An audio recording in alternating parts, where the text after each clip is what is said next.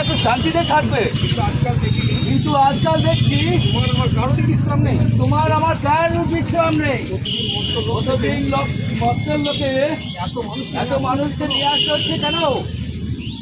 মহারাজ, আর কি বলবো, আজকে দেখুন এই বিশাল হিসাবের খাতা আজকে হিসাবটাই আমি শেষ করতে পারিনি। আর এসব অধিকাংশ এসছে ওই রোড অ্যাক্সিডেন্ট থেকে মহারাজ। সে আবার কি করে?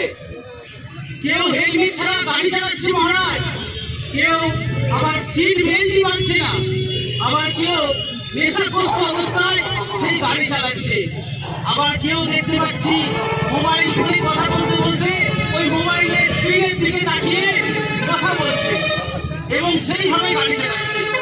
আবার আজকালকার যুবক-যুবতীরা একটা নতুন ফ্যাশন হয়ে গেছে, মুহূর্তে ভুল আর তাদের সারা জীবন শেষ হয়ে যাচ্ছে মহারাজ, শেষ হয়ে যাচ্ছে।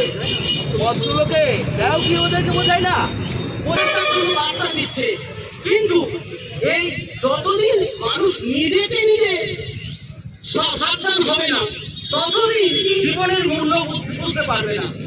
আমি কাউকে নিয়ে গেলে বাইক চালাবেন না, সিট বেল্ট ছাড়া গাড়ি চালাবেন না, মধ্যগ্রস্ত অবস্থায় দেখেও গাড়ি চালাবেন না, মোবাইল ফোন ব্যবহার করতে করতে কেউ গাড়ি চালাবেন না,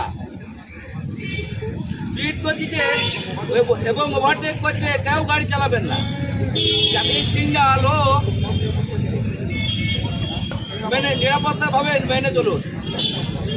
পূর্ব বর্ধমান জেলা পুলিশ ও মন্তেশ্বর থানার পক্ষ থেকে সকলকে আমাদের আন্তরিকভাবে নিবেদন যে কেউ ওভারটেকিং করে গাড়ি চালাবেন না, কেউ নেশাগ্রস্ত অবস্থায় গাড়ি চালাবেন না, কেউ সিট বেল্ট ছাড়া গাড়ি চালাবেন না, ট্রাফিক আইন মেনে চলুন এবং যখন আপনারা পথে বেরোবেন প্রত্যেকে নিজেদের হাতে যথেষ্ট সময় নিয়ে বেরোন।